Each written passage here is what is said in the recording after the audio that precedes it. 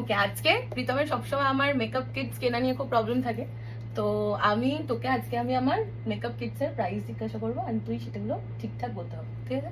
এটা এটা কি? নিউ জেনারেশন কি? এটা হচ্ছে মানে জানি না এটা কি। এটা হচ্ছে সানস্ক্রিন। আচ্ছা, তো এটা কত প্রাইস হতে পারে?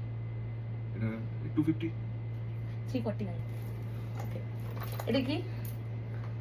এটা কি মিডনাইট কি লেখা আছে? এটা কি? এই যে বাজেটটা, তো এটা কত প্রাইস হতে পারে? 100 টাকা হবে। এটা কত প্রাইস দেখ। বাপ রে, ঠিক আছে, এটা তো ফেল।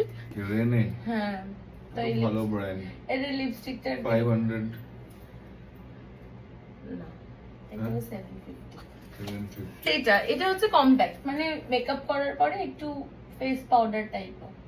ওকে, এটার কত? লাইক ওই 300। হ্যাঁ, এটা তাও কাছাকাছি, এটা 250। হুম, তার মানে তুই সবেতেই মোটামুটি ফেল।